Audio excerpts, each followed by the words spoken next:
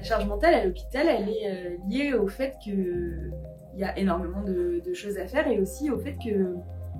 y a les conditions qui se dégradent.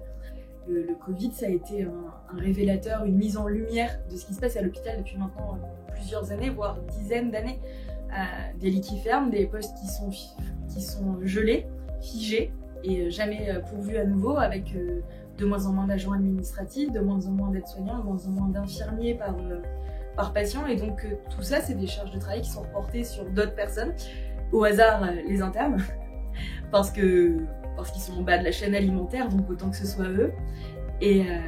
donc du coup, forcément, ça rajoute à la charge mentale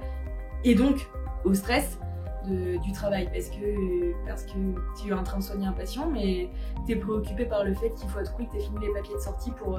13h45, parce que sinon le patient à 14h il ne pourra pas partir, les ambulances vont arriver et n'auront pas les papiers, donc elles vont râler, donc ça va être générateur de tout un tas de stress, d'animosité et autres dans ton service, avec le patient, avec sa famille, parce que tu es en entretien avec une famille mais que tu sais qu'après tu dois aller valider les lignes de prescription ou aller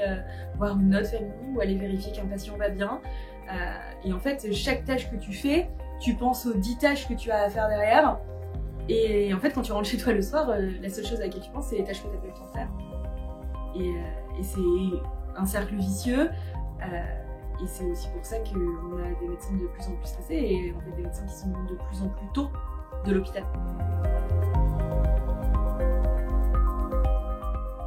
La charge mentale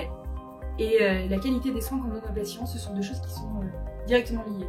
La qualité des soins, elle est impactée par le fait qu'il y a une charge mentale réelle qui existe. Tu perds 2 jours pour prendre en charge quelqu'un, c'est quand même 2 jours pendant lesquels potentiellement tu n'as rien fait. Et déjà, ça coûte de l'argent. Si on veut toucher le cœur des gens, parlons d'argent, mais ça coûte extrêmement cher de garder quelqu'un pendant 2 jours pour rien. Et ensuite, au-delà de tout ça, ça peut avoir des conséquences sur un état de santé, parce que si tu ne fais rien pendant 2 jours, potentiellement ça s'aggrave. Là, il faut savoir qu'à l'hôpital, il y a un truc qu'on adore, c'est les logiciels qui tournent sous Windows 95. Et donc du coup ça aide vraiment pas à avoir des choses intuitives qui fonctionnent bien et qui vont t'aider à travailler en mode intelligent. Il y a très peu de logiciels et donc très peu d'hôpitaux qui ont investi dans ces logiciels qui te permettent de te dédouaner d'une certaine partie de ta charge mentale et qui vont te faciliter ton travail en te proposant des alternatives, en mettant à ta disposition des petits pense bête pour te dire de ne pas commettre telle ou telle erreur, ou quand tu prescris un médicament et qu'il va te mettre sur le côté une petite page genre rapidos, les 2-3 indications, les 3 contre-indications absolues qu'il faut pas oublier, et voilà. Et donc en fait, dans l'immense majorité des cas, t'es tout seul parce que t'es à la mine, aux urgences, il y a du monde partout, les gens crient, t'as 12 000 patients et en plus il faut que tu te tapes le dictionnaire des médicaments pour savoir si au moment tu peux donner un traitement à ton patient. Aux urgences, ça fait quand même un peu partie de ma pratique quotidienne, parce que j'ai des patients tout venants qui du coup ont leurs médicaments de ville, et je peux pas connaître tous les médicaments de ville parce qu'il y a beaucoup trop de pathologies et de choses, et donc en fait je peux pas connaître les contre-indications de toutes les statines,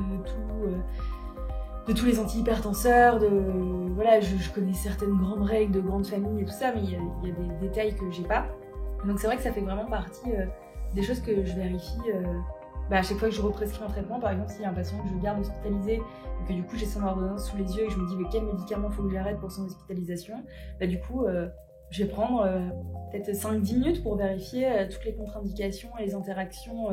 des médicaments de base du patient pour voir si je peux lui continuer dans l'état actuel de santé qu'il présente. Je suis obligée de prendre un à un le médicament sur une ordonnance, le rentrer soit sur ton logiciel informatique quand tu as de la chance directement à l'hôpital qui lui va te dire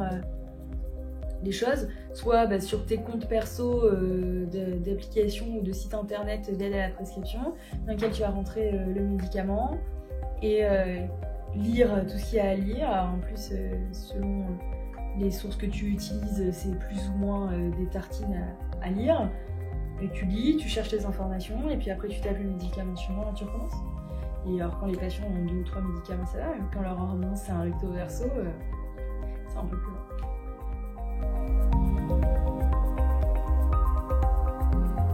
Je pense que du coup c'est indispensable qu'on ait à côté des outils sécurisés, fiables,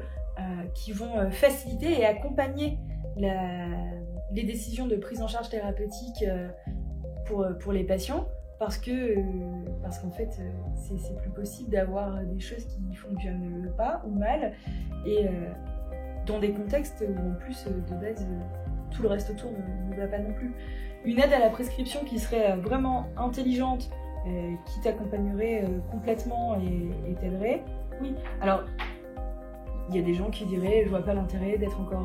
d'avoir encore des médecins si une appli peut tout faire à ta place. Bon, je pense que le métier du médecin c'est pas seulement de prescrire un médicament, c'est aussi avant tout de savoir pourquoi il le prescrit et à quel patient il le donne, et il y a des choses que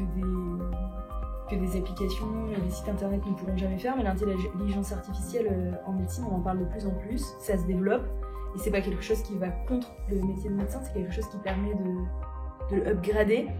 de faire de la médecine de plus en plus personnelle et efficace, parce qu'aujourd'hui les combats qu'on mène en santé dans nos pays aussi développés qu'un pays que la France, c'est plus des problématiques de santé qui sont faciles, c'est des choses où on a besoin d'être assisté par de l'informatique qui va nous permettre de répondre à des milliers de questions auxquelles on ne peut pas avoir les réponses en instantané dans une seule tête. Donc moi je pense que c'est indispensable, ça évitera de faire des erreurs.